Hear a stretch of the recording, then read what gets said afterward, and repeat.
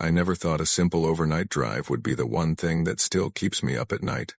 I'm Jolene Whitmore, 24 years old, and up until last year, I thought I understood fear. You know, the normal kind. Anxiety before exams. Nerves before interviews. The shaky feeling you get when you hear something outside your window, late at night. But none of that compares to what happened on that stretch of nowhere road between northern Ohio and Kentucky. I had just graduated cosmetology school a few months earlier, and was finally starting to feel like my life was lining back up after the chaos of the previous year. Losing my dad, dropping out of college for a while, getting stuck in a tiny apartment I could barely afford. I had been rebuilding myself piece by piece, and one of the small joys that kept me sane during that time was music. So when my childhood friend, Rhea Coleman, called me and said, "Girl, I got us floor tickets for the Columbus show," I didn't even think. I just said yes. Rhea and I weren't exactly the stereotypical best friends. We fought a lot, took space a lot, and then somehow always found our way back to each other. But she was the one person who didn't abandon me when my dad passed. She brought food, cleaned my place, forced me to go outside when I refused to leave my room. So when she said she wanted a road trip night with me, I owed her that. We left Lexington around 1 p.m., blasting music, talking trash about our old high school, laughing about all the dumb things we used to do when we were 17. The concert was incredible. Loud, sweaty, emotional, everything we needed. And by the time we got back to the car around midnight, we were exhausted mentally, physically. Everything. My car, a silver 2009 Nissan Sentra with more personality issues than any vehicle should legally be allowed to have, was packed with snacks, hoodies, chargers, and my emergency blanket I kept in the trunk. We planned to drive home overnight since Rhea had work the next morning. "Let's just hit the interstate and keep rolling," she said, rubbing her eyes. I nodded, tossing my bag into the back seat. "Bathroom first. My bladder is not built for road trips." "Facts," she muttered. There was a bright, almost too bright gas station about 20 minutes from the venue, Hawks Quick Mart, some independent place. We pulled into the lot, the fluorescent lights humming loud enough to make the whole place feel weirdly alive. It wasn't scary. Just odd. Off-brand soda signs, dusty snack racks, an old cashier who barely looked up. We used the restroom, grabbed chips, and sat back in the car with the engine running. That's when everything changed. I opened Google Maps, expecting it to lead me back the same way we came straight onto I-71 South. But instead, it flashed a new route. Faster route available, saving 18 minutes. It was highlighted in blue, pushing us away from the interstate and onto Highway 47, then into what looked like a tiny rural connector road. Rhea leaned over my shoulder. "What the hell is Highway 47? That wasn't there before." "Probably construction or something," I said, though my stomach didn't fully buy it. She shrugged. "Whatever gets us home faster. I'm dying." "Same." I put the car in drive and headed out of the lot. The moment we left the glow of the gas station lights, darkness swallowed everything. I don't mean the kind of darkness you get on normal country roads, I mean a void. The kind that makes you feel like the world drops off 10 feet ahead of your headlights. "Damn, this is empty," Rhea whispered. "Ohio is basically corn," I said. "What did you expect?" "No, Joe, this is like nothing. No barns, no fences, no street lamps, not even trees." She was right. The world around us was just huge, flat fields, and the occasional patch of tall grass. It looked abandoned, unfinished, like someone forgot to place houses and farms where they should have been. But I was tired, and the GPS said we were fine. "Just go with it," I muttered. 4 miles until the next turn. Those 4 miles felt like 20.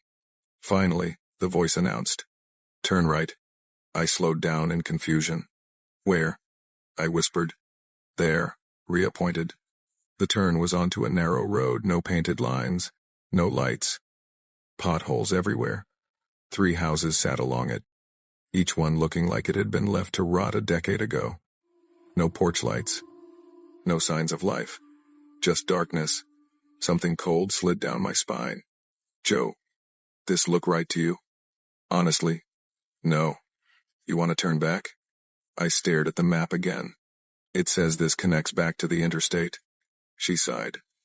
Let's just hurry then. I nodded and kept driving. The road stretched forward into deeper darkness. No moon. No stars. The only light came from my headlights cutting through the black. My GPS suddenly announced, "Railroad crossing ahead." I scanned the road ahead. There was nothing. Ria's foot tapped anxiously. Be careful. Some of these old crossings don't have lights. Yeah, Something appeared. We didn't see the train until we were already almost on top of it. A massive freight train sat dead on the tracks, blocking the entire road. No warning lights. No bell. Just silence. Shit. I slammed the brakes, jerking us forward. The train looked wrong. Not broken, abandoned. Rust ate through the wheels. Entire cars were coated in graffiti. One door hung crooked, half torn off. No vibration, no sound, no conductor, no sign anyone had touched it in years. Ria swallowed hard. Joe. Why is there a train here? I don't know. And why would your GPS route you through a blocked road? I don't know. My chest tightened. Something wasn't right. Not with the train. Not with the road. Not with the route. Okay, we're turning around, I said. Hold on. I shifted into reverse. That's when Ria whispered, trembling, Joe, someone's behind us. At first, I thought she meant another car. Then I looked into the rearview mirror and froze. Multiple dark silhouettes stood in the tall grass behind us, still, crouched, watching. My breath caught. What? Go, Ria hissed. I'm trying. The figures suddenly moved. They rushed from the grass, sprinting toward us. At least 5 of them. Maybe more. Their shapes were human but wrong, fast, low to the ground. Like they had practiced this 1,000 times. One slammed a hand against the back window. Another pulled on the passenger handle. A third tried the driver's side. Jolene, drive, Ria screamed. I floored it. The car jerked backward, tires skidding on gravel as I backed into the grass to get enough space to turn. One figure lunged for my door again, yanking it violently. Why aren't the child locks working? I cried. They're locked, Ria yelled. I didn't think. I didn't care. I hit the gas, turning the wheel sharply. The car swung forward, bumping over something I prayed it wasn't a person, and sped back down that narrow road. No way that was random, Ria whispered, sobbing. No way, I said, gripping the wheel so hard my hands shook. When we reached the highway again, I pushed the car to 20 over the limit. My whole body was shaking. My lungs felt tight, like I couldn't get enough air in. By the time we pulled back into the safety of that gas station, both of us were crying. I shut off the engine, leaned my forehead against the steering wheel, and tried to breathe. Ria stared out the window, voice barely steady. Joe, what if someone changed your GPS while we were inside? My heart dropped. What? You left your phone in the cup holder. I remember because your screen lit up before we walked in. I hadn't locked the car. I always locked the car. But we were tired. We rushed. We weren't thinking. I opened Google Maps. My route had changed back to normal. Back to the interstate. Back to the path we should have taken all along. The blocked railroad wasn't marked as closed. It wasn't marked as anything.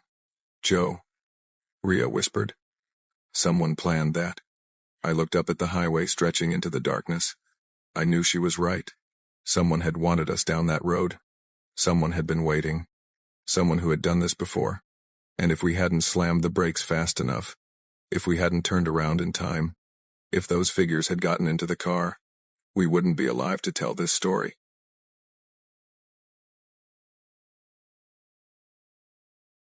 I never planned on telling anyone what happened on that trip, mostly because every time I think about it, my hands still shake. But some memories don't fade, no matter how badly you want them to. Mine started last summer, when school finally let out and I convinced my girlfriend, Riley Hart, to take a small road trip with me from Kansas City, Missouri, down to Albuquerque, New Mexico. Riley and I had been together for 3 years. She was loud, funny, chaotic, sarcastic, impulsive, and somehow still the calmest human being I knew when things went wrong. I always joked she could keep her cool even if the roof blew off our house. I, on the other hand, was the anxious planner type Google Maps queen, obsessed with emergency kits, and forever double-checking every gas station bathroom as if a murderer lived in the last stall. Ava, she'd always laugh. You gotta chill. We're just driving. It's the Midwest, not a horror movie. But she didn't say that this time, because she was the one who ended up the most terrified. We left on a Friday morning around 9 a.m. Riley grabbed the aux cable and said, "You drive first. My coffee hasn't kicked in yet." "Mine never kicks in," I muttered, adjusting my seat. She laughed. "Yeah, well, that's why I'm the fun one." We hit I-35, drove through normal morning traffic, stopped at a little diner near Wichita where an elderly couple served blueberry pie. We laughed, took pictures, played music, and complained about our students like any burnt-out teachers would. Nothing strange. Nothing off. Just two girlfriends enjoying the start of summer. By sunset, we were passing through Amarillo, planning to reach Albuquerque later that night. If I had known what was coming, I might have turned the car around right then. 8:27 p.m. We pulled into a big truck stop called Rock Ridge Travel Plaza. It looked like every other busy American roadside hub: bright lights, rows of semi-trucks, a big convenience store with showers, snacks, and cold sodas. Riley said, "I'm gonna hit the restroom and grab snacks. You get the gas?" "Got you." I stepped out, fueled up, and noticed something a little strange. In the far corner, an old beige pickup truck sat idling, headlights off, engine running, windows tinted dark. I couldn't see the driver at all. I didn't think much of it. Truckers nap in their vehicles all the time. After fueling, I used the restroom, then headed back to the car. Riley took a few extra minutes but came out carrying a giant bag of snacks: corn nuts, peach rings, beef jerky, iced tea. "Hoarder," I teased. "Road trip tax," she grinned. We left the truck stop like it was nothing. But nothing about that place was nothing. Around 9 p.m.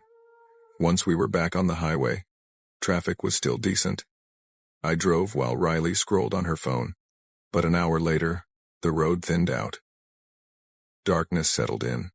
That's when I noticed it, in my mirror. The same beige pickup truck from the stop. Riley glanced at it too. "Is that the one from earlier?" "Probably a coincidence," I said. But I recognized the dented bumper, the foggy left headlight. It didn't pass us. It didn't drift away. It just stayed behind us. Riley shifted uncomfortably. "Dude. He's not passing. Everyone else is passing." "I know," I admitted. But I tried not to panic. Another hour passed. The pickup stayed. 9:58 p.m. Both our phones read no service. Riley groaned. "Seriously? We're still in 2024, right?" Our maps froze. "No directions." "Don't freak out," I told her. "The highway is basically straight." But I was nervous. A few minutes later, I saw an exit for Route 287. It looked like the connection toward the highway we needed. So I took it. The pickup took it too. Riley sat up straight. "Ava, that's not coincidence anymore." After the exit, we saw construction signs. "Road work ahead." "Detour." Bright arrows pointed us toward a smaller road. Then an even smaller, one-lane road. Then a narrow country road. Then a dirt road. My stomach twisted. "This can't be right," Riley whispered. "Why are we the only ones on this detour?" The pickup remained behind us. Same distance, same slow follow. Not too close. Not too far. Like he was herding us, guiding us, or cornering us. Up ahead, a giant sign read, "Road closed. No through traffic." I stopped. The pickup stopped. Riley grabbed my arm. "Turn around. Now." I began a U-turn. The pickup moved too. But instead of turning around, it swung sideways and blocked the entire narrow road. Headlights off. Engine humming quietly. A dark silhouette behind the wheel. Riley's voice cracked. "Ava, go forward. Go forward now." My chest felt like it was shrinking. I turned the wheel back. Drove toward the barrier. and cut slightly off-road to bypass the "road closed" sign. The instant I got around it, the pickup jerked forward. Fast, like it suddenly realized we were escaping. I floored the gas. The dirt road was pitch black, no houses, no streetlights, nothing but desert scrub and our headlights slicing through the night. Riley looked back. He's speeding up. Ava, go, go, go. I am. The engine roared. Gravel sprayed behind us. My heart hammered so loudly I couldn't hear myself think. Up ahead. A T intersection. Left or right? No time. I swerved left. The pickup overshot the turn by a second, giving us a few feet of distance. At the next fork, I did something reckless. I turned the headlights off. Riley screamed, "Are you freaking insane? Just trust me." We crawled in the dark, guiding ourselves by the faintest moonlight. The car rattled violently over the bumpy ground. The pickup roared past the intersection. He didn't see us in the dark. He kept going, straight into nowhere. We lost him, Riley whispered, trembling. But I refused to stop. For the next 30-40 minutes, we navigated random gravel tracks and forgotten farm roads. No lights. No cell service. Just fear and judgment calls. Finally, like a miracle, the main highway reappeared. We merged on. Signal returned to both phones at the same moment. Riley exhaled so hard she nearly sobbed. "Ava, what the hell just happened?" "I don't know," I whispered. But I did. And deep inside, so did she. Next morning at the Albuquerque motel, we went down for breakfast. Riley was scrolling through her phone lazily when suddenly her spoon dropped. "Ava, look." It was a local news alert. 2 women missing near backroads off Route 287. Police warned drivers not to follow unauthorized detour signs. Witnesses reported an older beige pickup truck near the area. Unauthorized, meaning the signs weren't real. Someone placed them. Someone who used that path. Someone who hunted in that area. Someone who followed women off the main road. My hands went cold. Riley whispered, "Ava. That truck. It was the same model." I couldn't speak. We could have been them. We could have disappeared off that dirt road and no one would have ever known where to look. 3 days later, driving back toward Kansas City, Riley sat quietly for most of the ride. "Ava," she finally said. "Yeah? There's something I didn't tell you." "What?" She swallowed hard. "When I was inside the truck stop, a guy approached me. He told me, pretty girls shouldn't be out here alone." His voice was off. Like, creepy off. My skin prickled. "Why didn't you tell me then?" "I didn't want to freak you out. I just walked away." "But Ava, I think he followed me outside. I think he saw our car. I think he waited." Everything clicked. The detour signs. The tailing. The blocked road. The chase. It wasn't random. It wasn't coincidence. We were targeted. Riley still refuses to drive at night. I still check my rearview mirror every few minutes, even in daylight. Sometimes, late at night, I swear I hear the rumble of that pickup truck engine behind us again. Sometimes I dream about the dark silhouette sitting behind the tinted glass. And sometimes, I check the news, but they never caught anyone. No suspects. No leads. Just that blurred description. Older beige pickup. Male driver. Unknown motive. And the quiet fear that somewhere out there, on some lonely highway, another pair of women might be stopping at a truck stop just like we did. And he might be sitting in the corner again. Engine running. Waiting.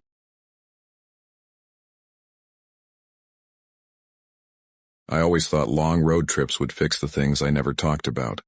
The loneliness, the burnout, the feeling that my life in Bloom Ridge, Missouri was shrinking around me like a small suffocating box. After losing my job at the travel magazine last winter, things had gone downhill fast. My friends started getting promotions, engagements, kids, and I stayed stuck, 26, living in a cramped apartment above a laundromat with a car that rattled every time I crossed 50 miles per hour. So when I finally saved enough to take a solo trip down to Sundown Valley, Texas, to visit my childhood best friend, I treated it like some sort of personal reset. My mom had cried when I packed the trunk. Leah, baby, just call me every few hours. You know how these highways get after dark. I'd only laughed. Mom, I'll be fine. People do solo trips all the time. But deep down, there was a knot inside me. A weird feeling that I couldn't explain, a sort of pressure behind the ribs. Like something was waiting to happen. I brushed it off. Anxiety loved playing tricks on me lately.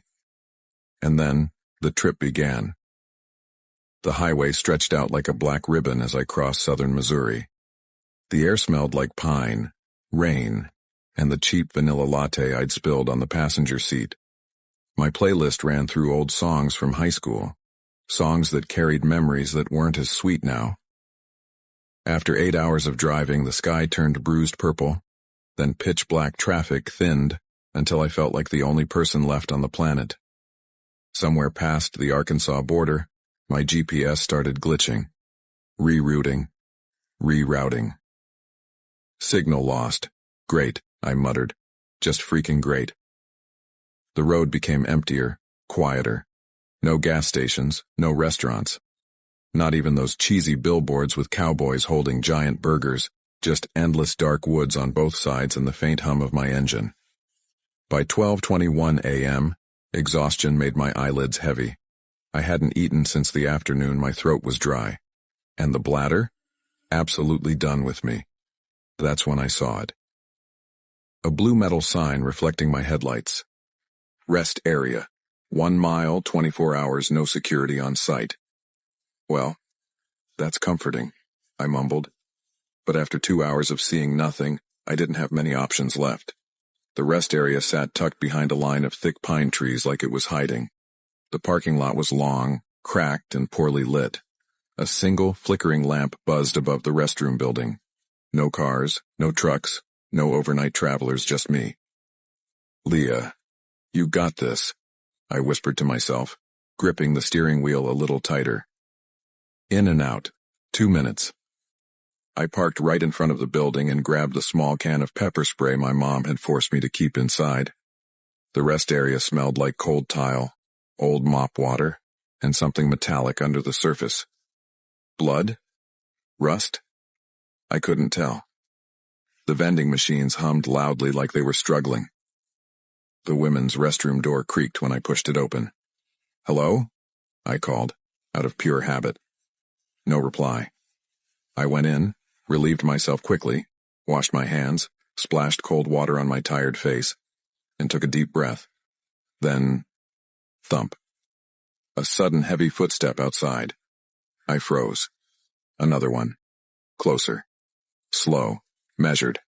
The kind of footsteps that weren't casual. They were deliberate. My breath hitched. I leaned toward the bathroom entrance, listening hard. Someone stopped right outside the women's restroom. I could feel it, a presence. Heavy. Still. Hello? I said again, but softer this time. No answer. Instead, bang. I jumped, my heart slamming against my ribs. Someone hit the bathroom door hard. Once. Then again.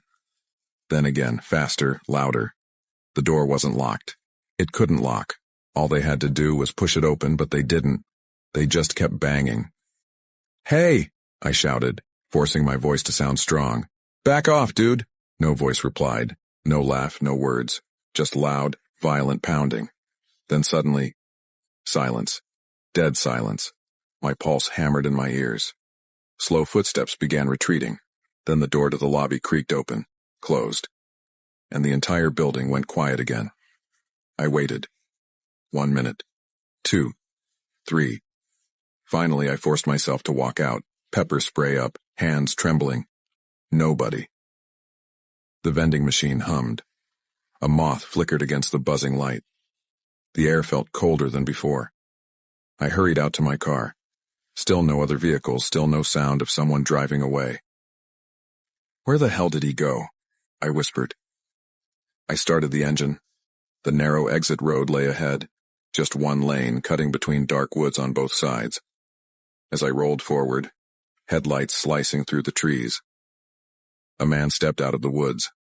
My foot slammed the brake so hard the seatbelt punched my chest. He stood about 40, maybe older, with long graying hair, a scruffy beard, a thick brown field jacket, and boots that looked like he'd walked miles in them. His face had deep lines, like cliffs carved by anger. His eyes didn't blink. It hit me instantly.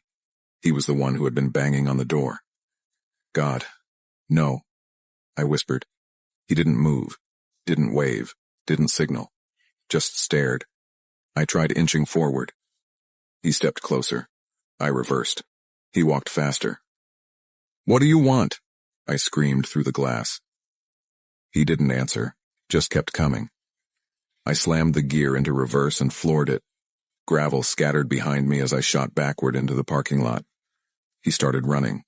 Full sprint. Boots pounding the asphalt. Hands reaching out like claws. "Come on, come on, come on," I cried. Spinning the wheel, I shot toward the entrance. It was a one-way road. Cars were supposed to enter from the highway, not exit. I didn't care, I took it anyway. If someone came in at that exact second, I'd be dead. But luck held. I burst out of the entrance, made a near-illegal right turn, and flew onto the highway. My car rattled with speed. Trees blurred by. My hands shook uncontrollably. As I passed the normal exit where the rest area rejoined the highway, my headlights caught him again, standing on the shoulder facing me, watching me leave, like he already knew I'd come this way. My throat closed. Tears blurred my eyes. I drove 15 miles before calling 911. "Ma'am, calm down," the operator kept repeating. "We'll send an officer to check it out." But I never heard anything afterward, and that should have been the end of it, should have been. But 3 nights later, after reaching Sundown Valley, after finally relaxing, after telling myself it was just some random drifter, I heard something outside my friend's apartment. Heavy footsteps. Slow. Deliberate. Then a soft knock on the front door. 3 taps. Just like the banging in the rest stop. I froze in the hallway. "Leah?" my friend called from the living room. "You expecting anybody?" "No," I whispered, my heart sinking. I stepped toward the peephole with shaking hands. Looked out. My vision tunneled. Standing under the porch light was the same man. Same hair, same jacket, same boots. Face half-shadowed. He lifted his head and smiled, a slow smile that never reached his eyes, like he'd been waiting. Tracking. Following. My breath shattered. I stumbled backwards. My friend, confused, walked past me and peeked out the window. "What the hell? Do you know that guy?" I didn't answer. I couldn't, because as soon as she looked, he stepped backward into the darkness and vanished. We called the police. Again. They found nothing. No footprints, no sign of him on cameras. Nothing. But that night, I didn't sleep. Couldn't. Because somewhere deep inside I knew. He hadn't followed me for my wallet. He hadn't followed me for my car. He'd followed me because I had been alone, vulnerable, easy to corner in that silent rest area. And maybe because once he'd seen my face, he didn't want to forget it. I moved back home 3 weeks later. I quit traveling. I started sleeping with the lights on. And every once in a while, when I drive late at night and pass a quiet wooded area, I swear I can see a silhouette near the tree line. Just standing, watching, waiting for me to stop again. I don't think he's done. Not yet. I always thought that road trips with my best friend were the safest place in the world. I always thought that road trips with my best friend were the safest place in the world. Our own little escape from whatever stress life kept throwing at us. Back then, I was 24, working double shifts at a diner in northern Indiana, exhausted and honestly, kind of drifting. My best friend, Riley, was the one who convinced me to take this trip. She said we deserved a reset, which was her soft way of saying I needed to stop drowning in my own overthinking. We had been friends since freshman year of high school, 2 awkward girls wearing thrift store jackets trying to act like we knew anything about the world. She grew into the loud, bold type, and I somehow stayed the quiet observer. But we balanced each other out. She pulled me out of my shell. I pulled her out of trouble. Or at least tried to. The plan was simple. Drive from Indiana to Colorado Springs for a 3-day girls' trip. No responsibilities, no schedules, just a beat-up blue Toyota and cheap gas station snacks. We packed light, hoodies, leggings, a disposable camera she insisted on bringing, and a playlist labeled Bad Decisions Vibes. Everything felt normal safe, like the world was on pause. But I swear, sometimes the worst things don't announce themselves. They sneak in quietly, disguised as a normal night on the highway. And that night, the one I still can't think about without my stomach churning, started just as casually. We were somewhere in eastern Kansas when the sun finally dipped, and the sky turned that hazy purple. Riley was asleep. Her hoodie was pulled up over her face, mouth slightly open as she snored like an old dog. I kept laughing quietly every time she made that tiny whistle sound with her nose. "Girl, you good?" I whispered, nudging her. She didn't even stir. I rolled my eyes and kept driving. The highway stretched endlessly in front of us, empty except for the occasional truck rolling past. It was peaceful, almost too peaceful. The kind of quiet that makes you start thinking about things you'd been trying to ignore. I remember looking at the time. 11:42 p.m. We were about 5 hours from reaching Colorado. I told myself I could keep going, but my eyelids felt like they were made of concrete. I needed a break. Even a 15-minute nap would help. I spotted a sign. Pilot Travel Center. Exit 217. Food. Showers. Parking, perfect. "Riley," I said, shaking her thigh, "I'm gonna pull over and crash for a bit." She stretched like a cat. "Where are we?" "Kansas, middle of nowhere part." "Did we pass anything cool?" "No, unless you're into cows and dead grass." "Gross." She rubbed her eyes. "Okay, yeah, let's stop." I didn't know it yet, but deciding to stop there was the first mistake. The Pilot wasn't anything special. Just a big, bright building with truck pumps on one side and a quieter car parking area on the other. The lot had 3 main rows for overnight parking, and the last row angled close to a tall chain-link fence with a no-access sign. About 10 vans and trucks were already parked, most with curtains drawn or blankets taped across windows. People resting. People like us. I pulled into a spot close to the building, under the brightest light, because that always felt safest. "You want anything?" I asked. "A Coke," she mumbled, "and maybe hot Cheetos." "You're insane," I muttered. "It's midnight." "And?" She smirked. She stayed in the car while I went inside. I grabbed drinks, snacks, and 2 bottled waters. When I came back out, she was already reclined in her seat, scrolling through TikTok. "I'm gonna nap 20 minutes, I told her. "Bet. I'll keep watch," she said, immediately betraying that promise by yawning hard enough her jaw cracked. I reclined my seat, pulled my hoodie up to my chin, and let the hum of the parking lot lull me to sleep. I don't know how long I was out before it happened. Maybe an hour. Maybe less. But something snapped me awake. Footsteps. Right outside my door. Heavy ones. Coming from behind the passenger side and stopping directly next to me, my eyes flew open. And that's when I saw him.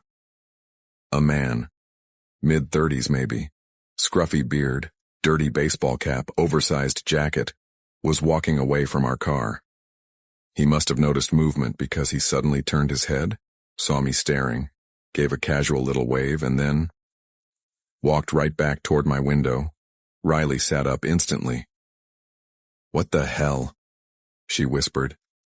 He reached my window and leaned down slightly.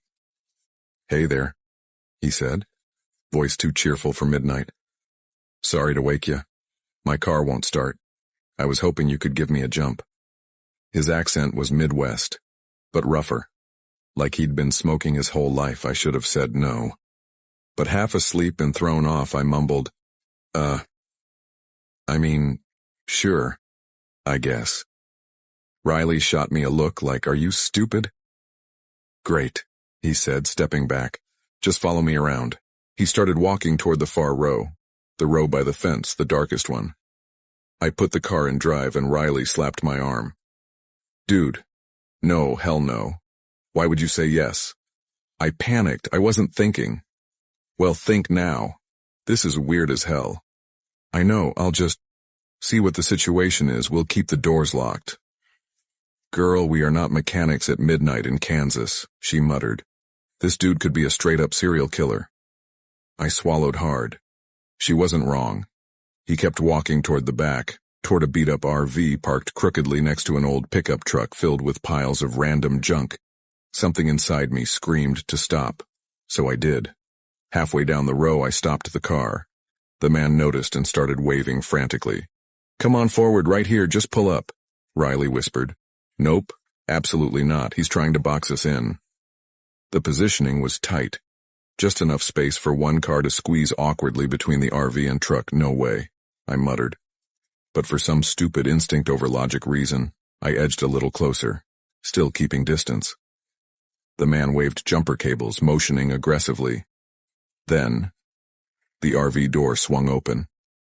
A woman stepped out fast, like she'd been waiting. Her hair was messy, long and stringy. Her eyes were wide, frantic. She started signaling at me, too. Pull up, she yelled. Just pull up. Back up, Riley whispered. Right now. The woman kept yelling, Don't be scared, honey, just come on up. I could see movement in the RV, shadows shifting. My hands shook. Something was wrong. Really wrong. I shouted through the closed window. The cables have to reach from here. I'm not pulling in there. Her expression snapped from friendly to furious. Pull up, she screamed, voice cracking. That's when the man ran to her yelling, Jesus, shut up, go inside, go! They argued, voices muffled but angry. I had the sudden, sickening realization. They expected the car to be trapped between the RV and the truck. He approached my window again, calmer now. Just pull up closer, he said softly. Too softly. 5 more feet and I can hook it up. We'll be done in 2 minutes. Riley was shaking her head violently. Go, go, go. I'm sorry, I said, glaring at him. I can't help with this. His face twitched in frustration. Seriously? He snapped. My mother's sick, I need to get home. That's not my problem, I said, voice cracking. Then I shifted into reverse. He took a step toward the car. The woman burst back out of the RV, yelling at him, pointing at us like blame was bouncing between them. I didn't wait. I floored it backward, avoiding the trash-filled bed of the truck by inches. We pulled out of the lot so fast the tires screeched I didn't stop driving for 10 minutes. My hands were trembling so badly I thought I might crash. What the hell was that? Riley kept saying. What the actual hell was that? I don't know, I whispered. But I did know, and so did she. They weren't stranded. They weren't trying to jump a dead battery. They were waiting for the right car, waiting for the right girl, waiting for someone half asleep, someone too trusting, someone who wouldn't question things until it was too late. We drove another hour before finding a brightly lit love station closer to the city. We parked under a camera between 2 RVs with families inside. We didn't talk. We barely breathed. I don't think either of us truly slept the rest of the night. And even now, months later, I still replay it. What if I hadn't woken up? What if I had pulled into that tight gap? What if we had stepped out of the car? Would we still be here? Those questions haunt me more than anything else. I'll never know what those people were actually planning. But I know for damn sure it wasn't a jump start. And I know one more thing. Whenever people tell me road trips are safe, that the Midwest is friendly, or that strangers on the road are just good folks trying to get home, I feel that cold shiver down my spine. Because now I know. Some people don't wave for help. They wave you into a trap.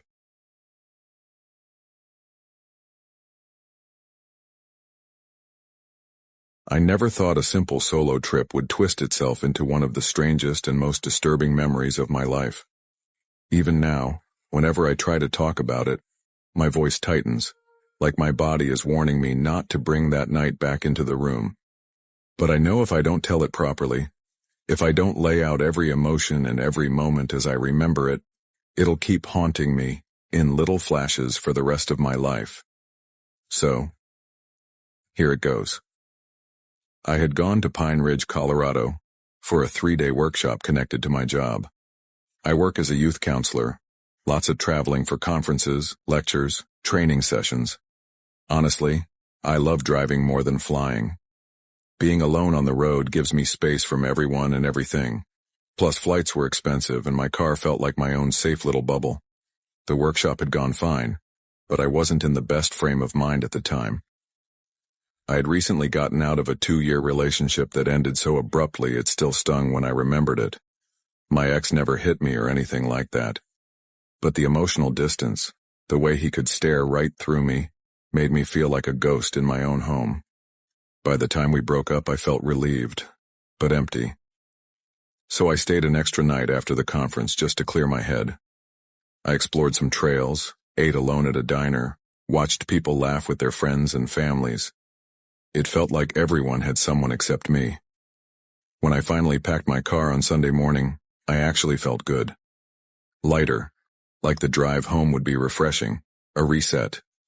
But the universe had something else lined up.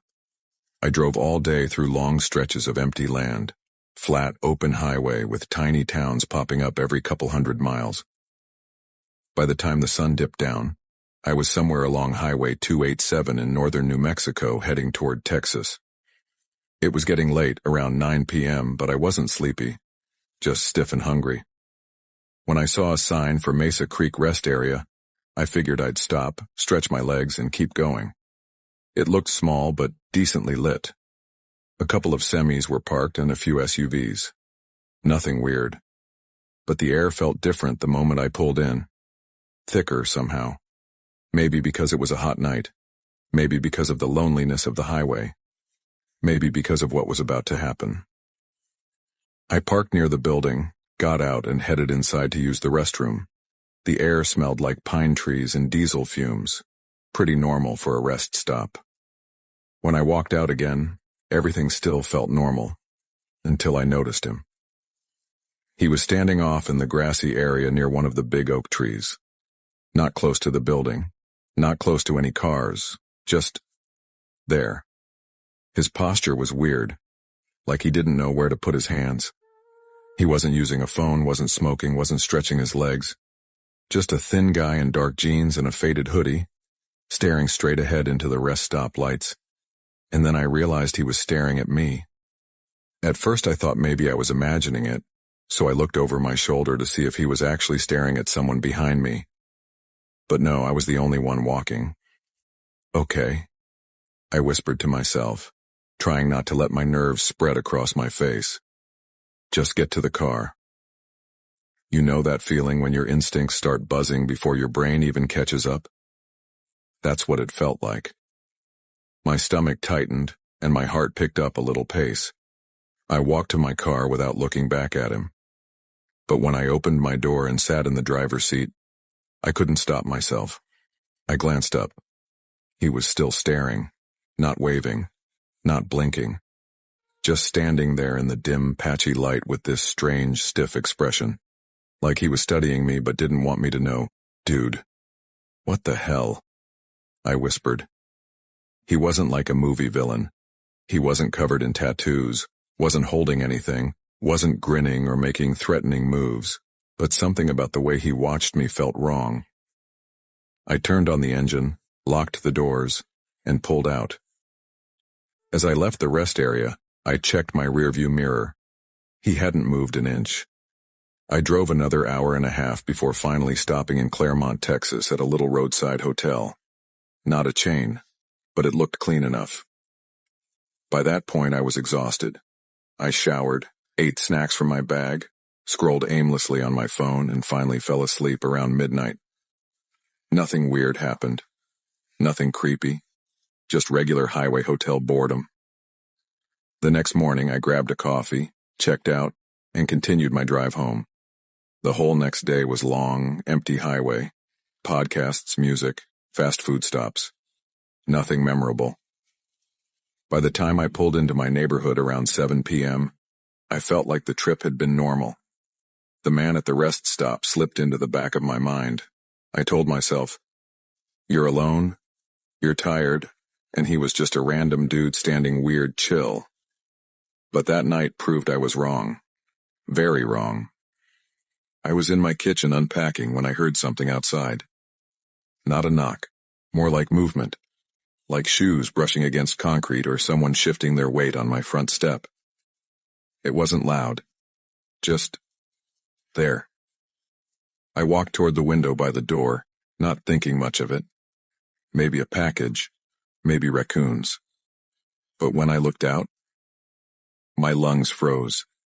My fingers curled against the windowsill. My entire body went cold, because standing on my front step, only a few feet from my door, was the same man from the rest stop, same hoodie, same silhouette, same way of standing. But this time he wasn't staring blankly. This time his head was tilted slightly like he was listening to something inside the house. He wasn't knocking. He wasn't pacing. He was just waiting. I didn't make a sound. I just turned on the porch light. The moment the light hit him, he ran. No hesitation. No confusion. Just sprinted away like an animal into the night. Disappearing across the street and down the shadowy sidewalk, I staggered back from the window and almost dropped my phone as I tried to call someone. Anyone. My hands were shaking so hard I nearly hit the wrong contact. I finally called my best friend, Lily. The moment she answered, my voice cracked. "Lil, someone was just at my door." "What? Who? What happened?" "It was—" I stopped and pressed a hand against my forehead. "It was the guy from the rest stop. I swear to God it was him." Her tone changed instantly. "Wait, what? How would he even—" "No, that doesn't make sense." "I know it doesn't," I said. "That's what scares me. Call the cops." I did. They came, did a quick sweep, asked a bunch of routine questions. I told them everything. I even described the rest stop and the exact tree he had been standing under. The officers were polite but skeptical. One of them said, "Ma'am, could it maybe have been someone else? Someone local, maybe? Happens sometimes. People misidentify folks from a distance." "I know what I saw," I insisted. He nodded politely but didn't look convinced. They patrolled around the block for a little while and then left, leaving me staring at my own front yard like it was an enemy waiting for the next move. I barely slept. Every noise made me jump. Every car passing made my heart race. I kept checking my locks, checking the backyard, checking the windows. But the man never came back. And part of me started wondering if maybe, just maybe, the cops were right.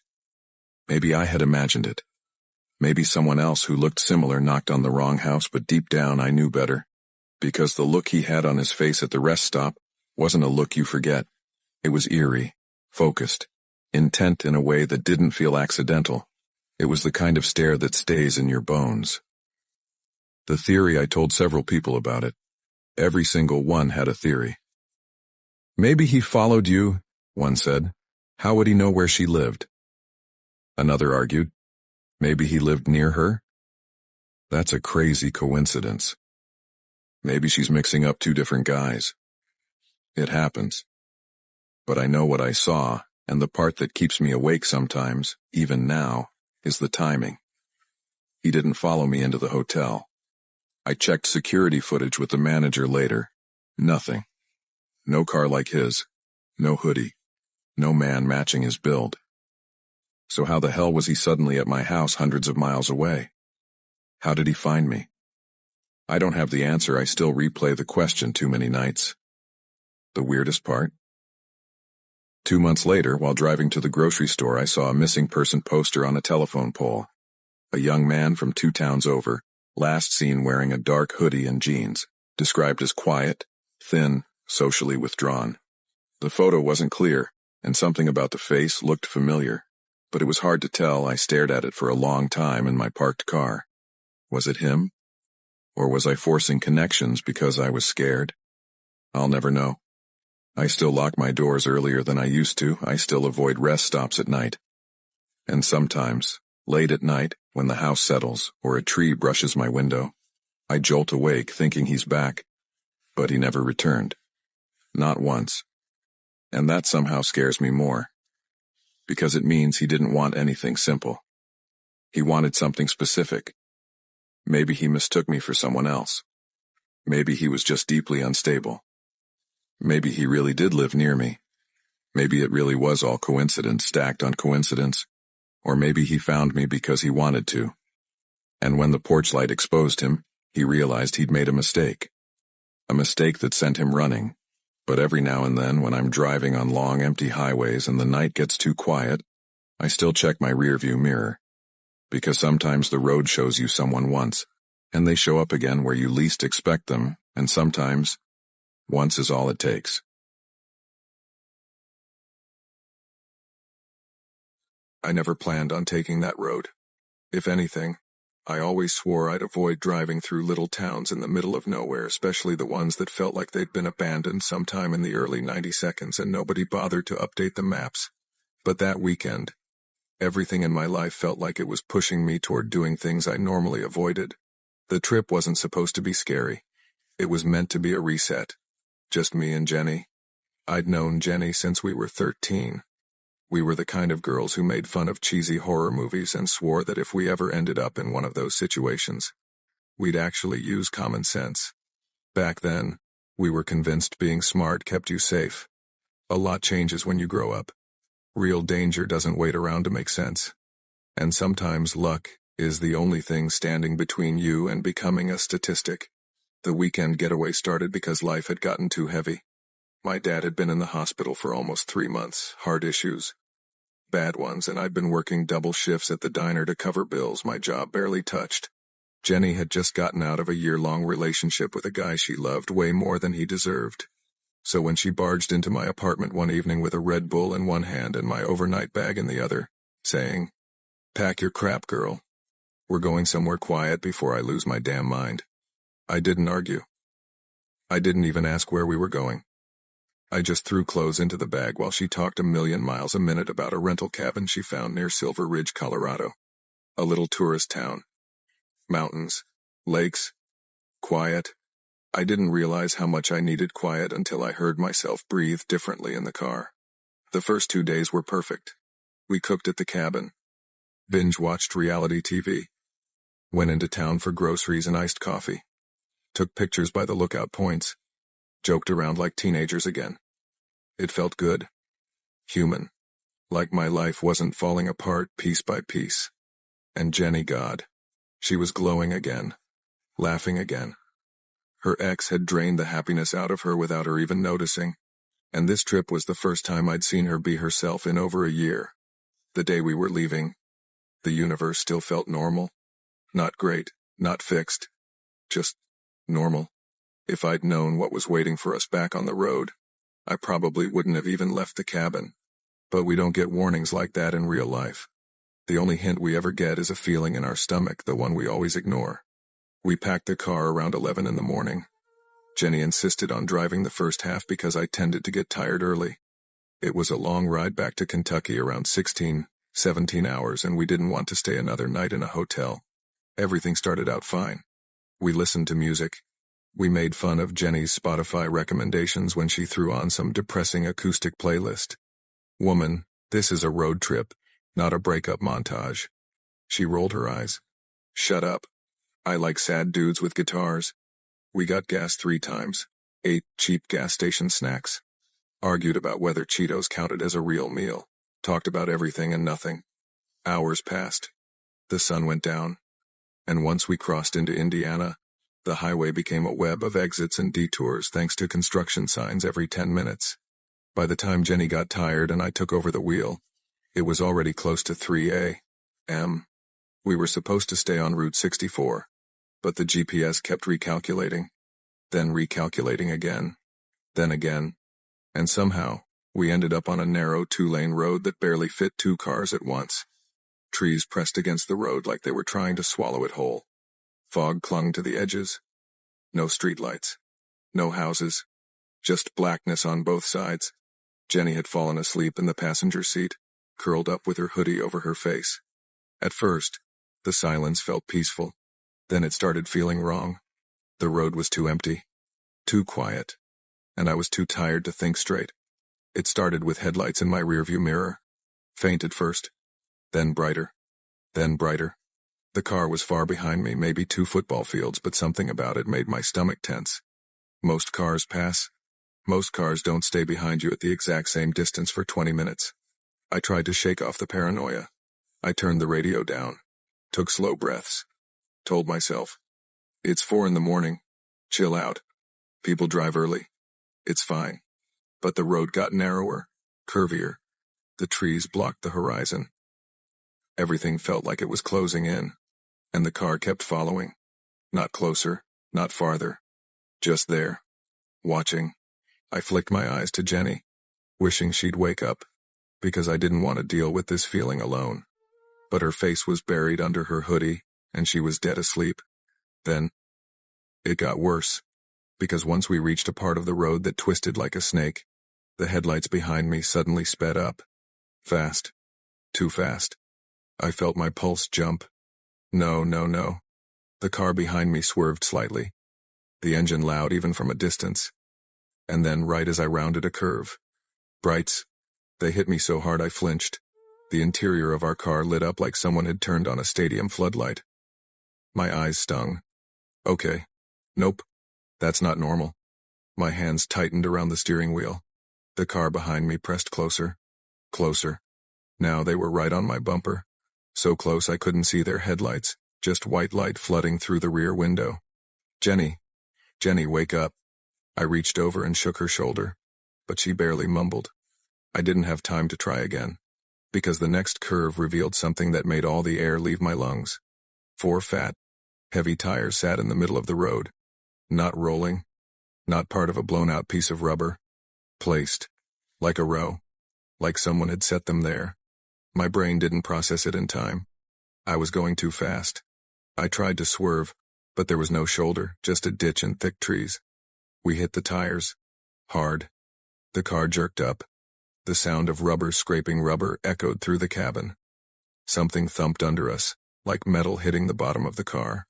Jenny jolted awake with a scream. What the? I slammed the gas pedal down.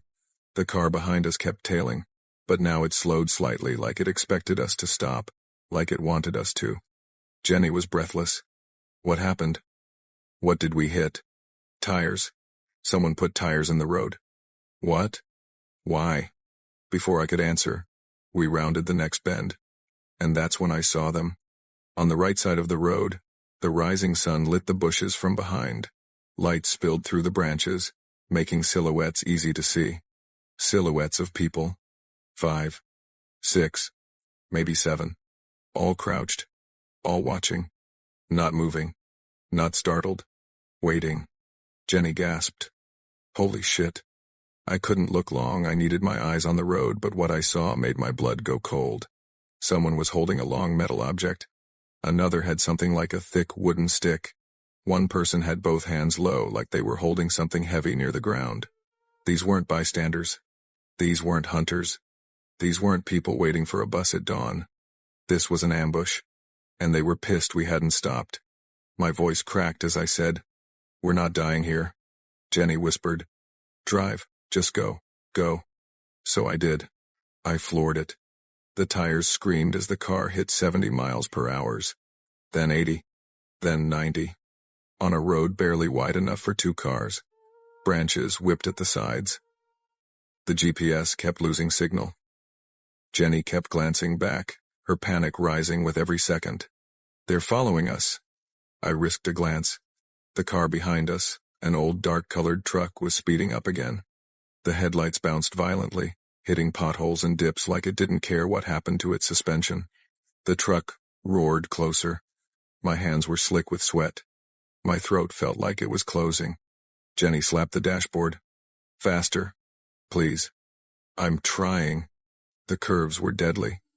I could barely control the car at the speed we were going, but slowing down wasn't an option. We reached a fork in the road. The GPS didn't load. 2 unmarked paths. Left or right? No time. The truck lurched forward, closing the distance. Jenny pointed frantically. Left, left, left. I yanked the wheel.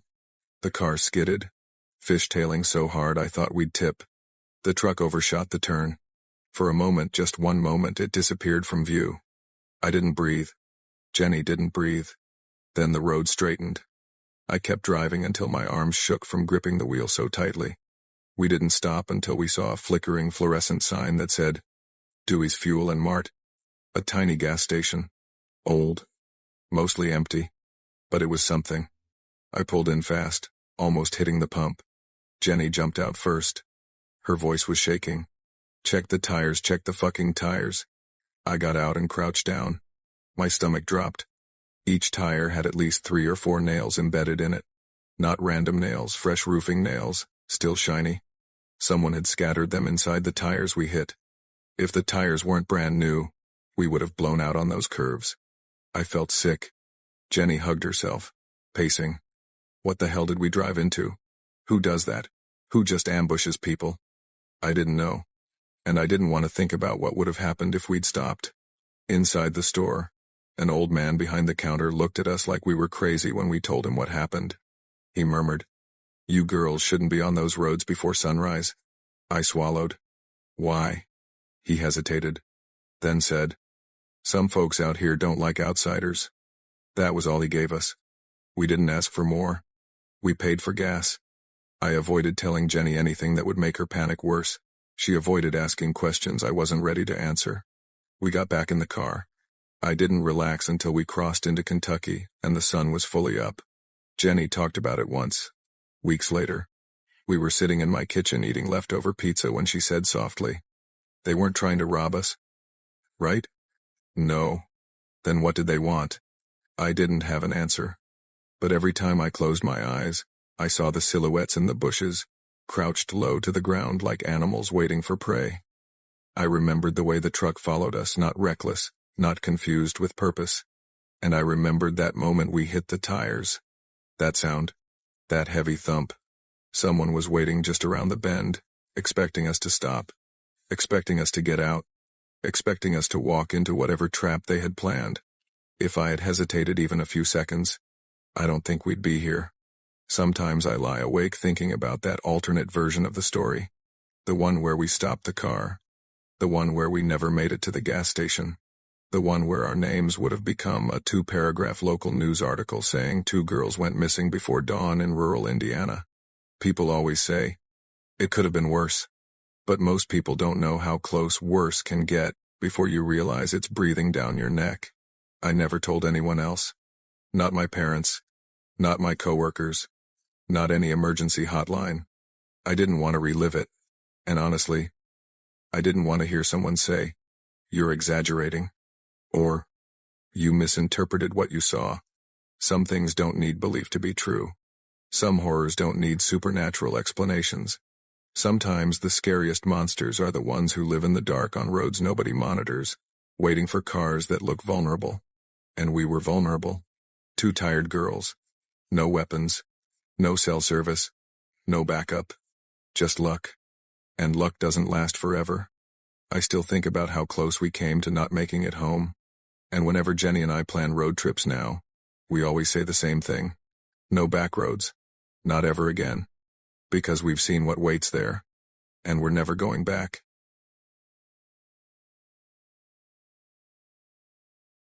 I never thought a simple road trip to clear my head would become the one night I still wake up thinking about 3 years later. My name is Lydia Rowan, and back then I was 26, burned out, irritated with life, and honestly, tired of pretending I was fine.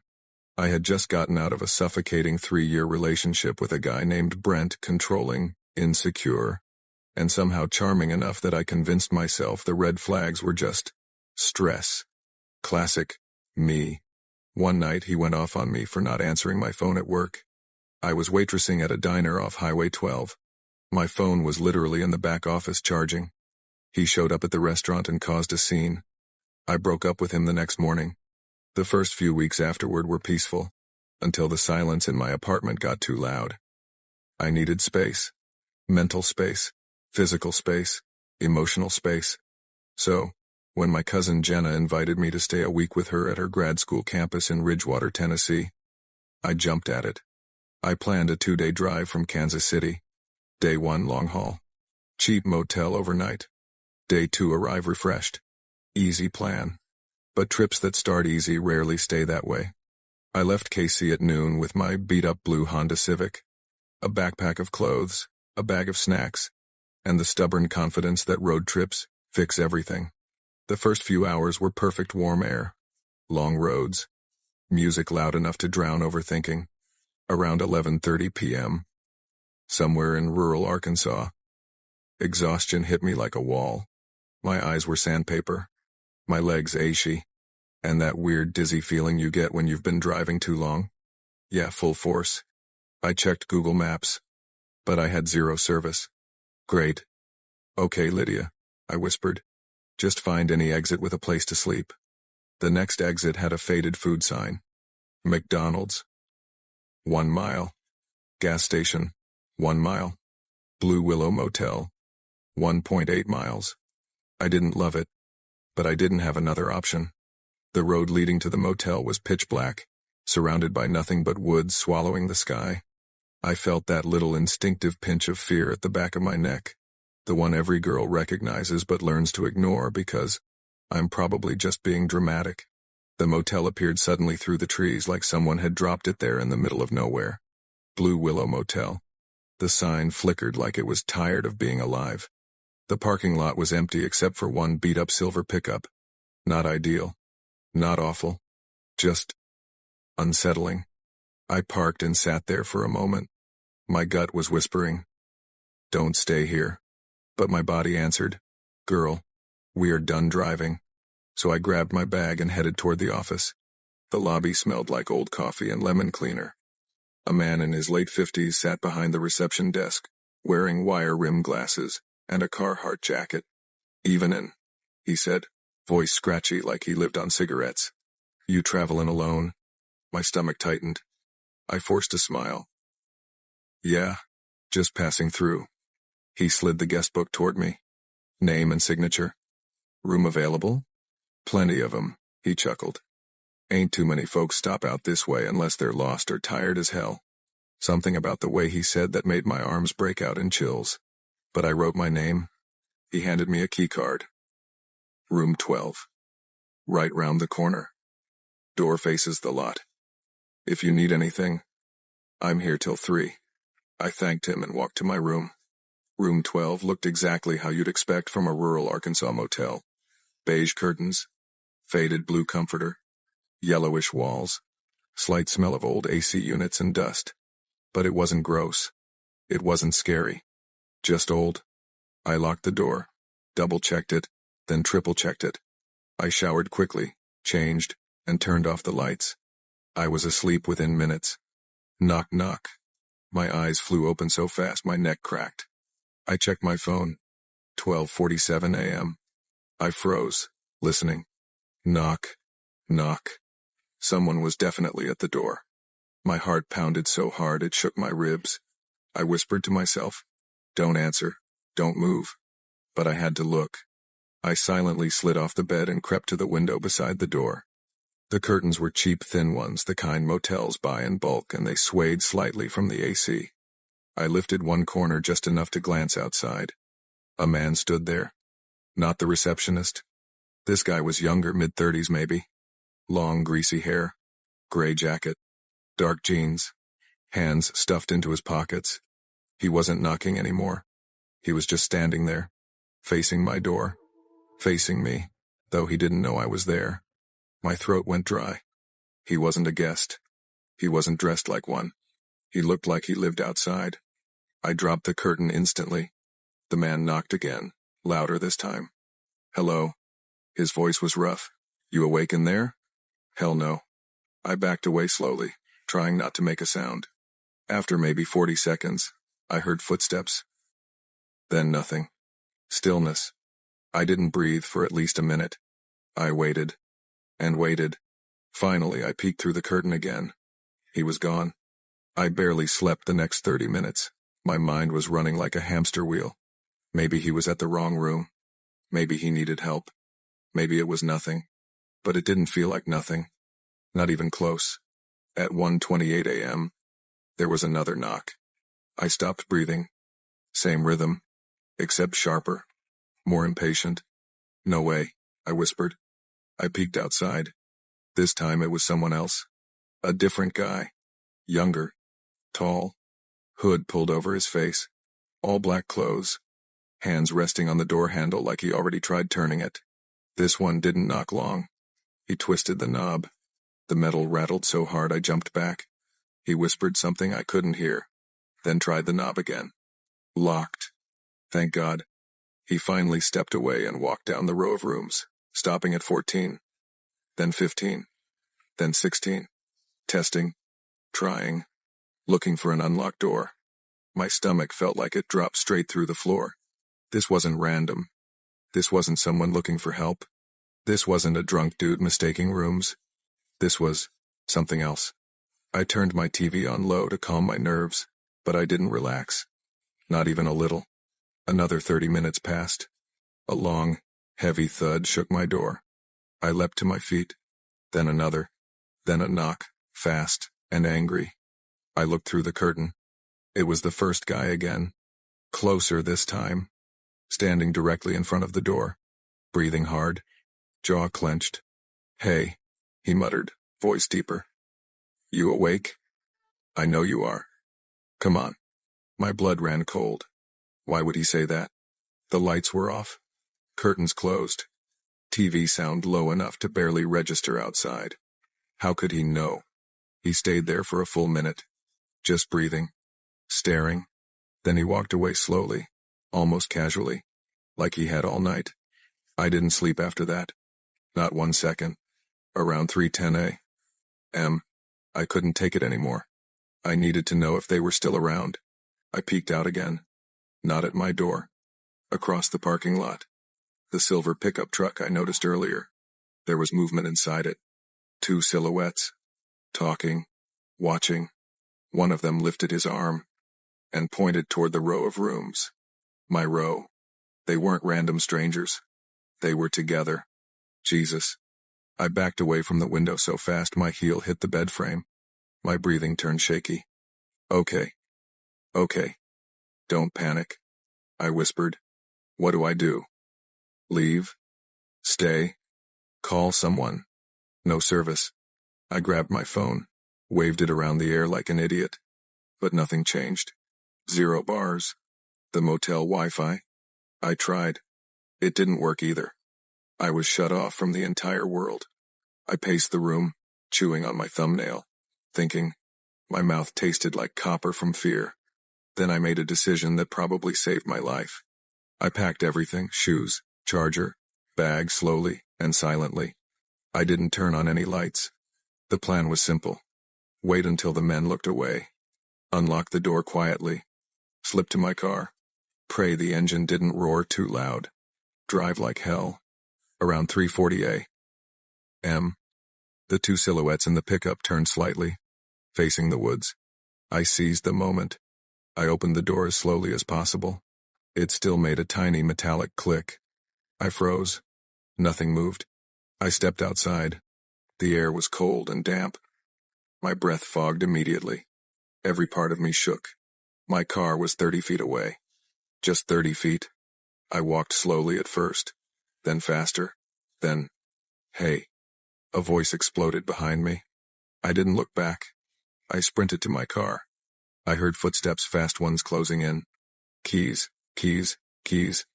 I fumbled with them, hands trembling so violently I dropped them on the pavement. Stop! One of the men shouted.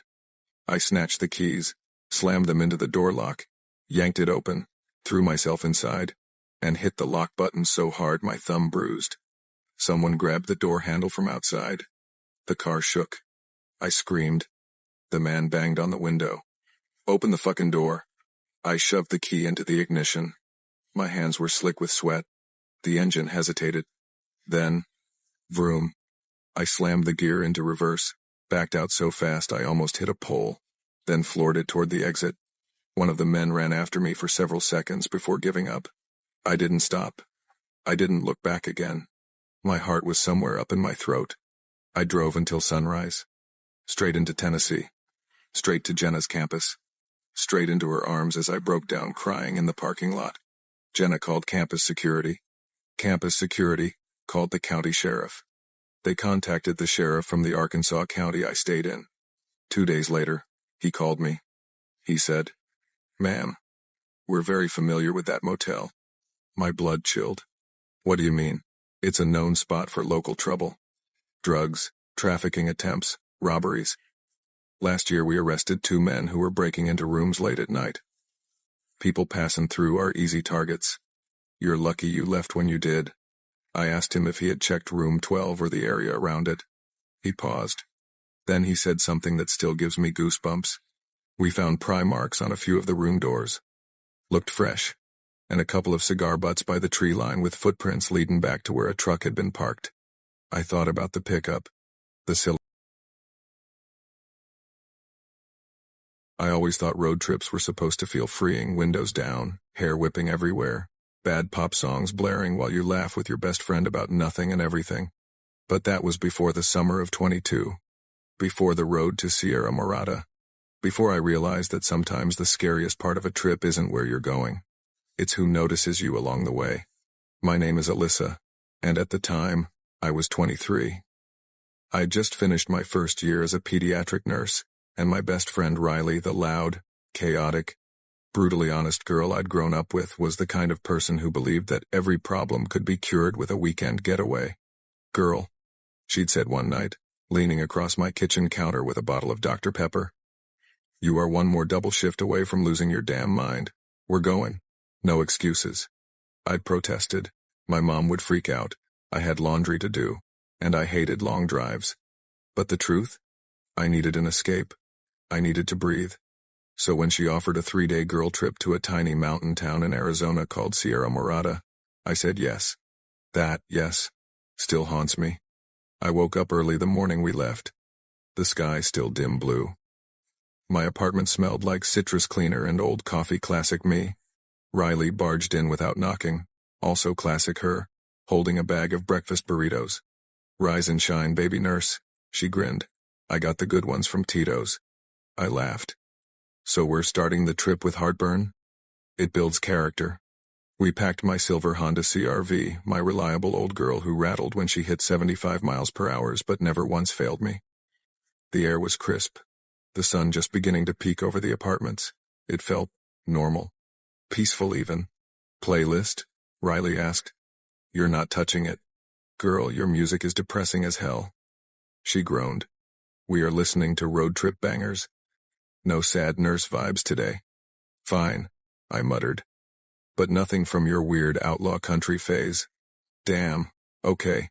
One time I play Willie Nelson, and you never let it go." We laughed, and the car rolled onto the highway.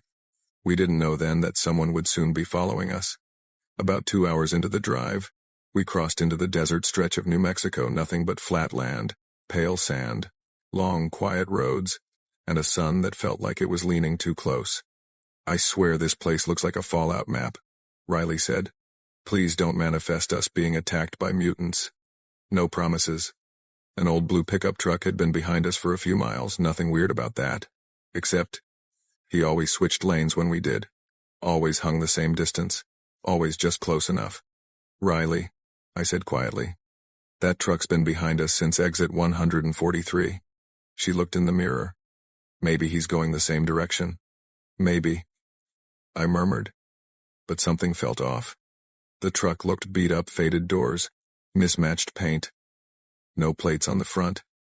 And through his windshield, all I could make out was a dark baseball cap. Not his face. Not his eyes. Just the silhouette. "He's probably nothing," Riley said, faking a confidence that didn't reach her voice. "Just some dude with a crappy truck." I tried to shake it off.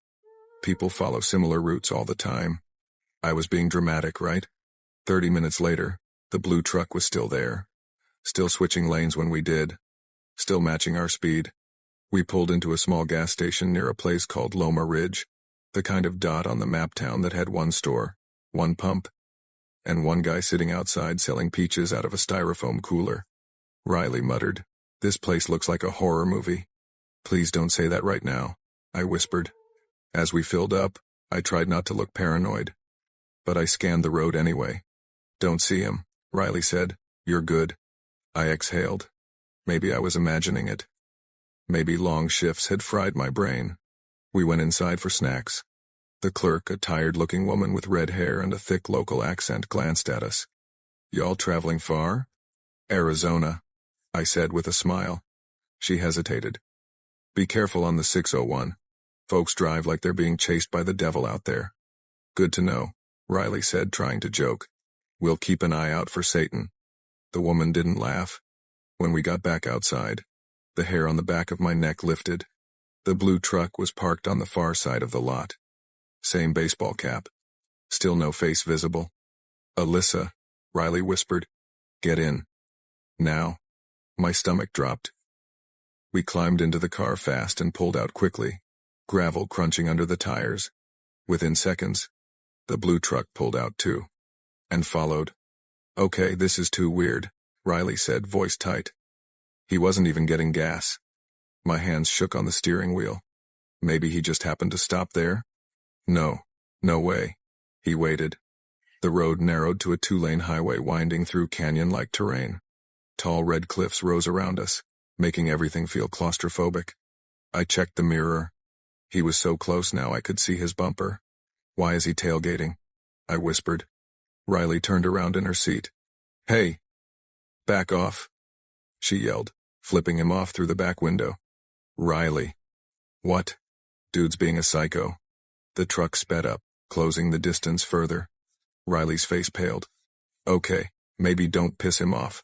Let's stay calm. But the driver flashed his high beams at us. Once. Twice. Then continuously. The light filled the car. Alyssa, speed up. I can't. The road's curvy. A long, steep drop stretched beside us. No guardrail. Jesus Christ, Riley whispered. He's pushing you. He wants you to go faster. I'm not killing us, I snapped. Then the truck swerved violently, as if trying to bump our car. What the hell is his problem? Riley cried. My heart hammered so hard I felt it in my throat. The cliffs around us made the sound of engines echo strangely. Everything felt too close, too loud. Then the truck suddenly backed off. Just enough to stay on our tail. Watching. Waiting. About 15 minutes later, a sign appeared. Sierra Morada. Scenic route. 27 miles. I'm taking it, I said instantly. Girl, are you sure? It's scenic. Tourist heavy. More cars. More people. We turned off. The blue truck followed. Riley cursed under her breath. Okay. Nope. He's not casual anymore. This dude's straight up following us.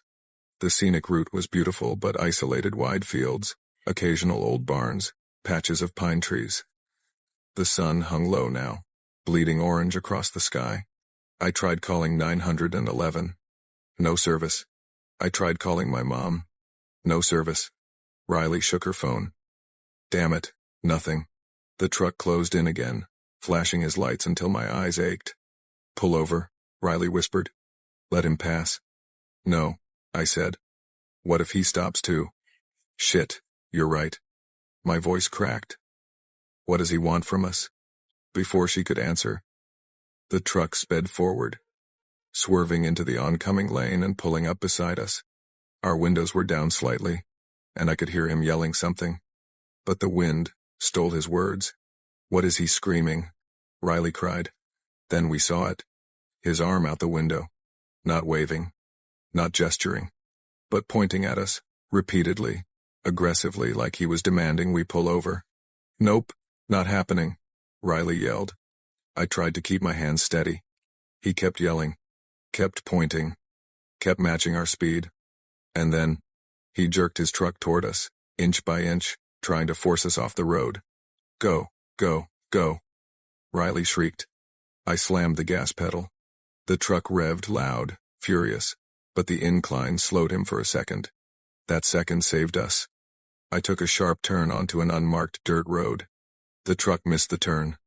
Dust exploded behind us as I barreled down the gravel road. The CRV bounced so hard our teeth knocked. Alyssa, Riley breathed. Where the hell are we going? I don't know, I don't care, we just need to lose him. I hit another bump and the car skidded. Riley looked behind us. He's turning around. The sun was almost gone. The desert dimmed into shadow. The dirt road led nowhere, just an abandoned ranch, broken fencing, tall dead grass. We need to hide. Riley whispered. No, I said. We need to keep moving. A sound cut me off. A distant engine. Growing louder. Alyssa. Riley grabbed my arm. He's coming back. He's finding us. Headlights appeared over the hill. The blue truck. My pulse went icy. He's blocking the road back, Riley screamed. He's blocking it. Alyssa, he's blocking it. I floored the gas. The CRV shot forward. He's gonna hit us, Riley cried. Hold on. The truck swerved, trying to cut us off. But I jerked the wheel and dodged him by inches. His horn blared, echoing off the empty ranch buildings. We tore through the dirt path, rocks clattering against the undercarriage. There, Riley pointed. There's a service road. Go. We veered onto a narrow strip of cracked pavement. The truck followed. The service road led up a small hill, and after that hill, lights. Town lights. I burst into tears. Riley, we're close, we're almost there. Just don't slow down, she said. Not for anything.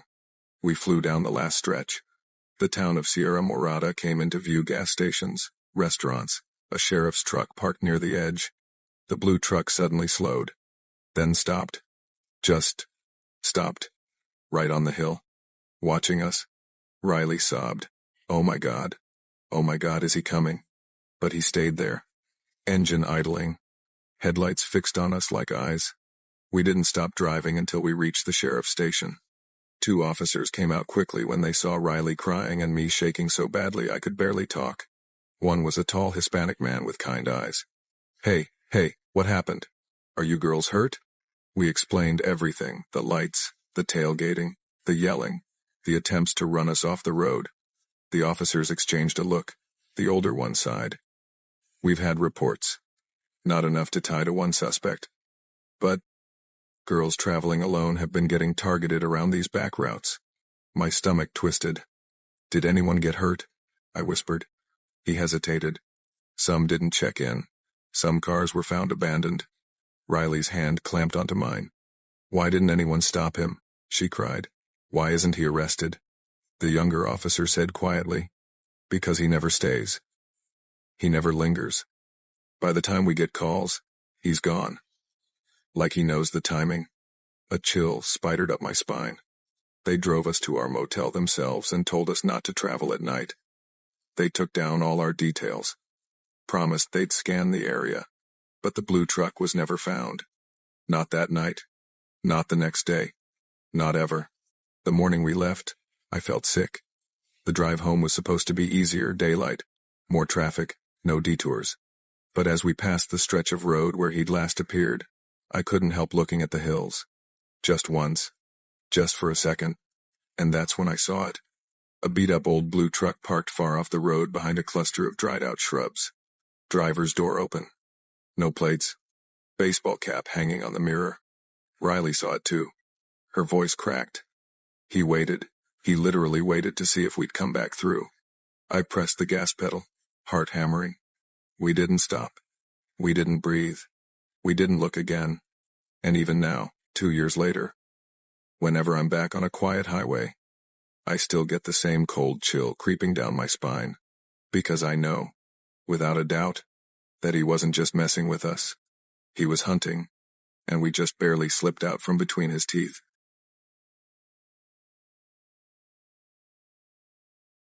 I never thought the drive back home after graduation would be the part of college I remembered the most.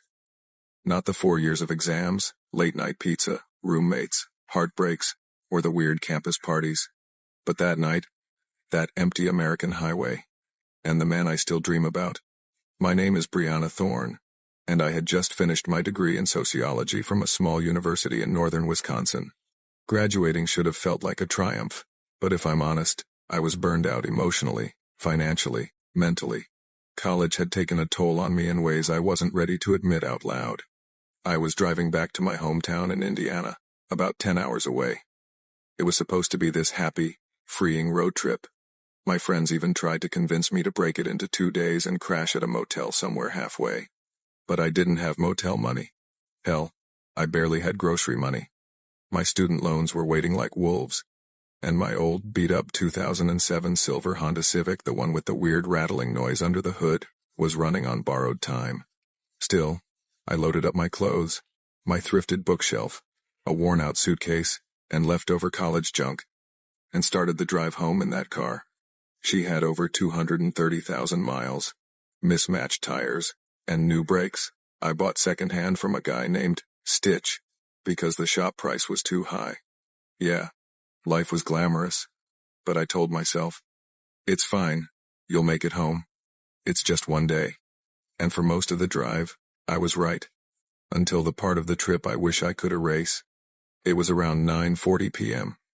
when the real trouble began. I was only 2 hours from home, somewhere along a quiet stretch of Highway 41, forest on both sides. No billboards, no gas stations, no houses, no lights. Just that thick, endless darkness American backroads are known for. My phone had already dipped to 18%, and the signal was barely hanging on. I kept telling myself, come on, Bri, just push through. You're almost home. Mom's making dinner, remember? But right as I rounded a curve, my car gave this awful deep groan like the engine was choking and a warning light flashed. Then another. Then the whole car shook. Don't do this to me, seriously? I whispered, gripping the wheel. The Civic sputtered, coughed twice, and died. I coasted onto the gravel shoulder as the engine clicked itself into silence. For a second, I just sat there, both hands still on the wheel, heart pounding so hard I could feel it in my throat. Shit. Naturally, I tried the ignition. Click. Click. Whine. Then nothing but dead darkness. The dashboard went black, and so did the road around me.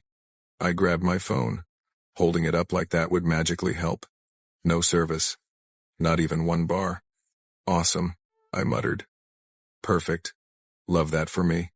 Outside, the woods were so quiet it didn't sound real. Not even crickets. Just wind brushing through the trees. This low, hollow, whooshing sound. I'd grown up in small-town America. I wasn't scared of nature. But something about that silence felt wrong. Like the woods were listening. I thought about staying in the car. But if nobody drove by, I could be there till morning. I thought about getting out and walking. But where would I go?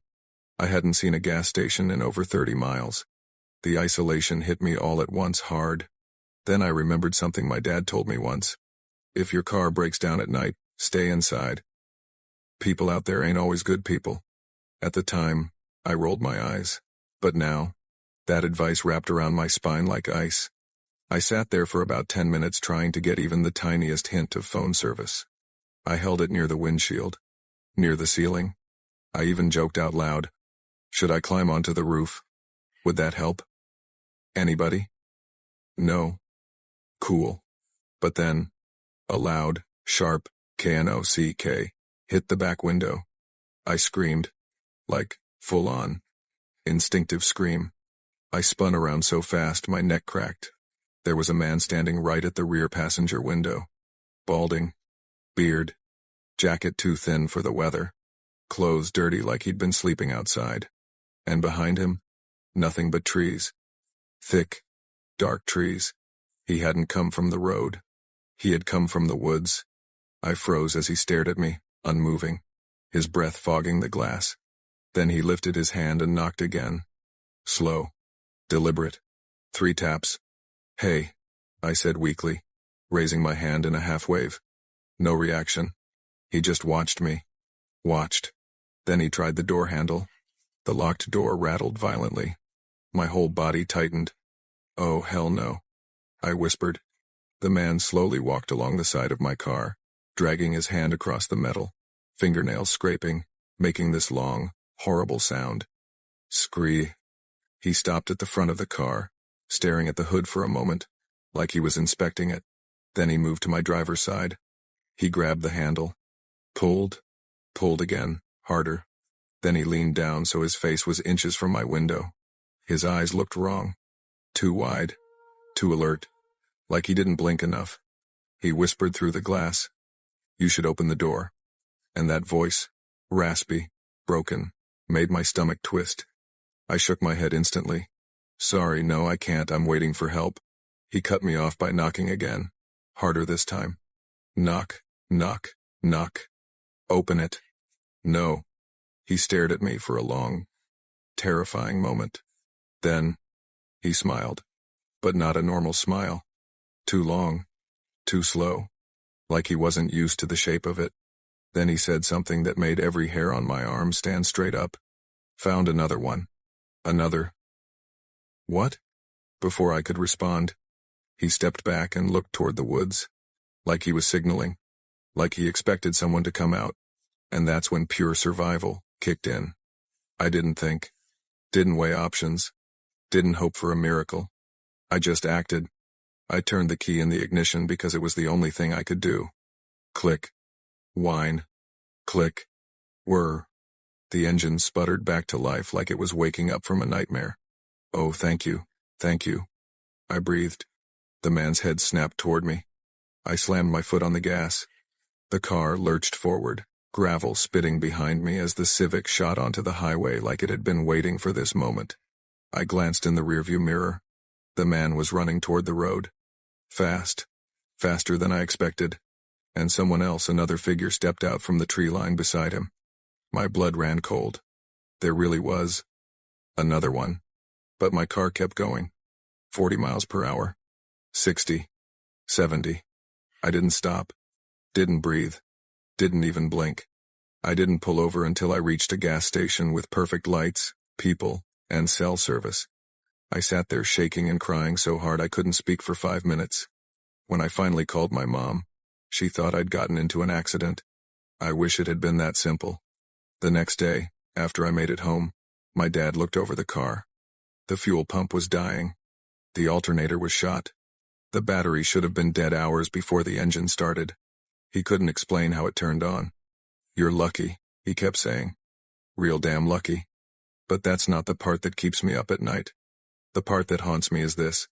2 weeks later, a news report came out about a missing girl. Same highway, same area, same kind of situation.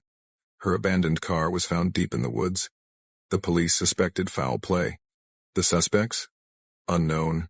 Every time I think of that, my stomach knots. Because when that man whispered, "Found another one," I realized something. I wasn't the first. And I might not have been the last.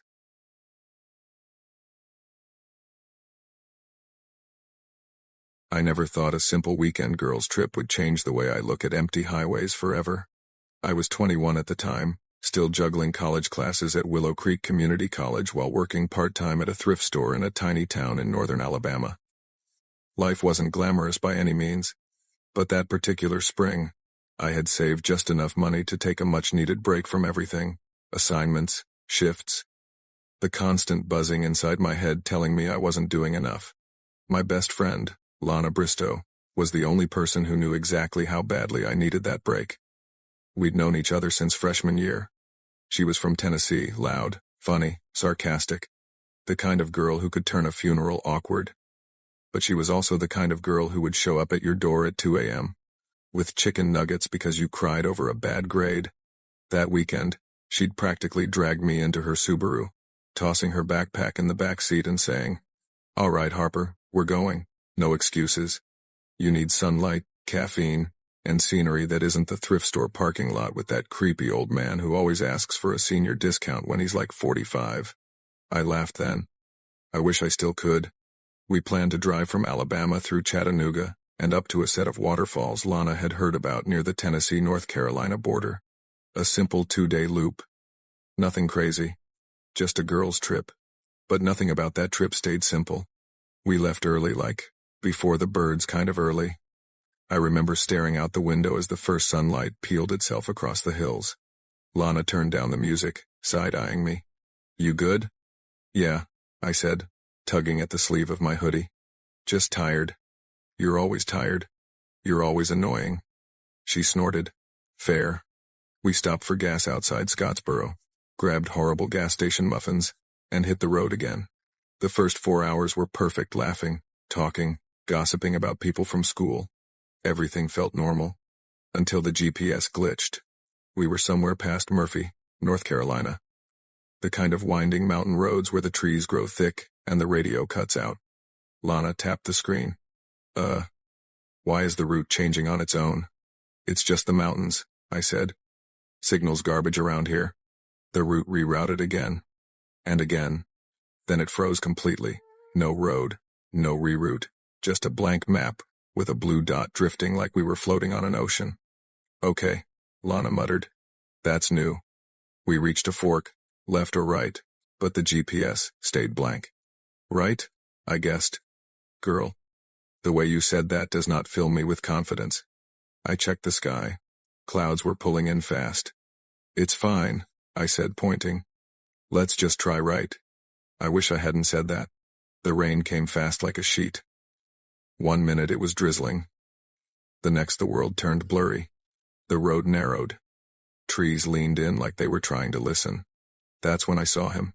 A man standing on the shoulder, waving his arm not like he needed help, but like he was warning cars to slow down. His jacket looked like one of those reflective safety vests construction workers wear, but it was filthy. Mud smeared across the front like he'd fallen repeatedly. Someone probably broke down, Lana said, slowing the car. Maybe, I said, but my stomach tightened. When we got closer, I noticed he wasn't standing next to a car. There was no vehicle. Nothing. Just him, the rain, and the woods. He waved harder.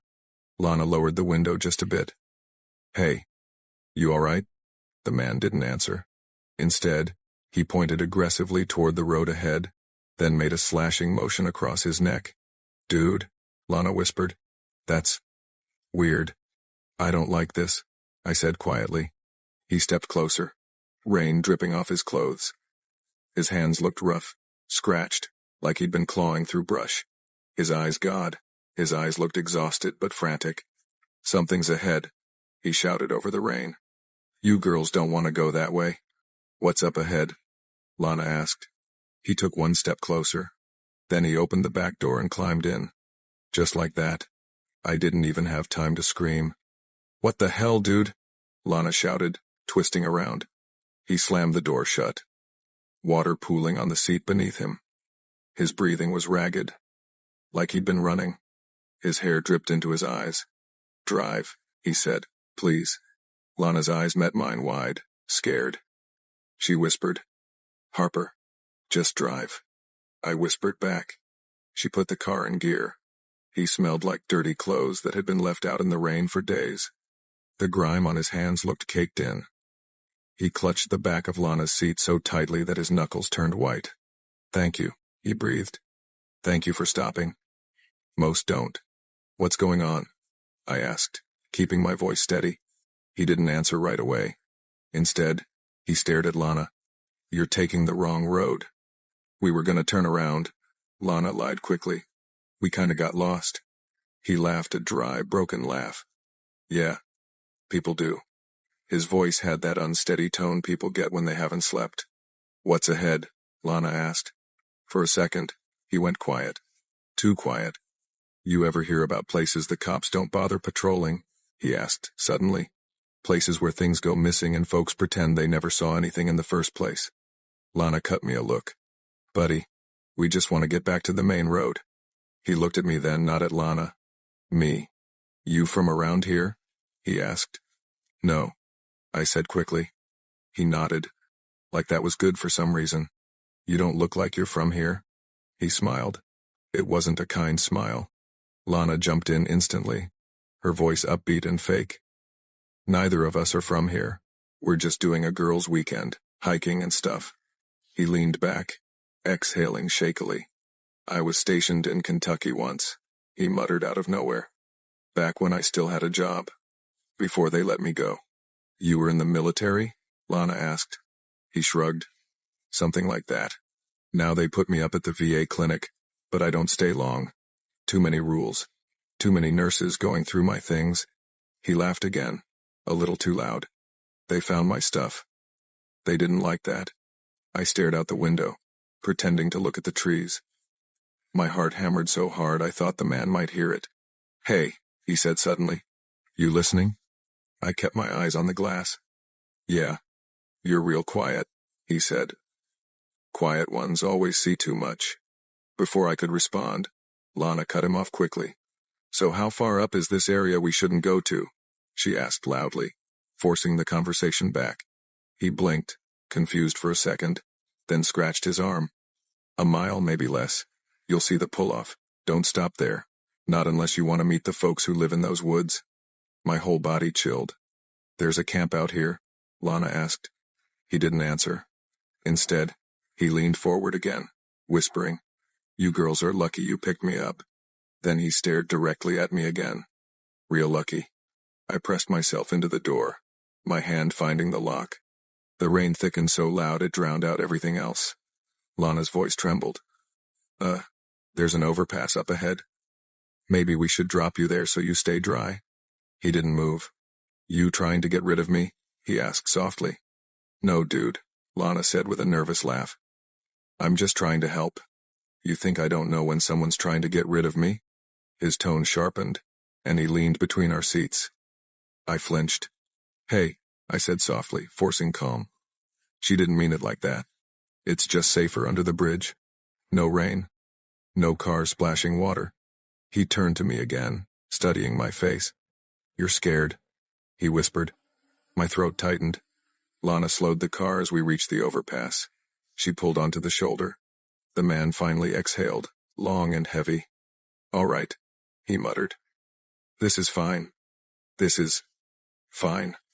He opened the door halfway, paused, then turned back to us. "You two need to leave this road," he said. "Don't look back. Don't stop for nothing. And if you see anyone up ahead waving you down, don't slow the hell down for them. Got it?" I swallowed hard. "Got it." He stepped out, but he didn't walk away. He just stood there, under the overpass, staring at us, hands at his sides, rain pouring behind him like a curtain. "Go," I whispered. "Yeah," Lana breathed. She hit the gas. We drove for maybe 30 seconds before Lana let out a shaking breath. "Harper," she whispered. "I'm freaking out." "Me too." She gripped the wheel tighter. "What if he follows us?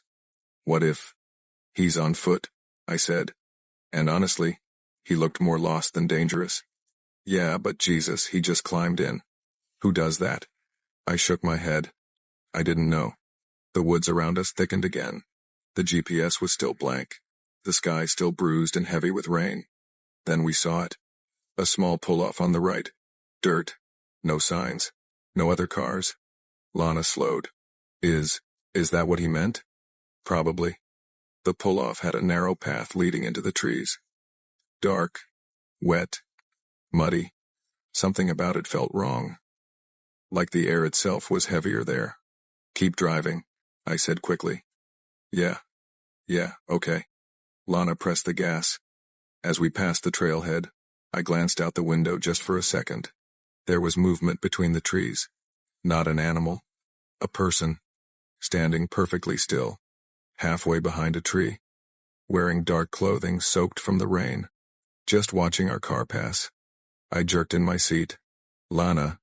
"I saw it too," she whispered. The next mile was pure silence. Neither of us breathed normally. Then the GPS flickered.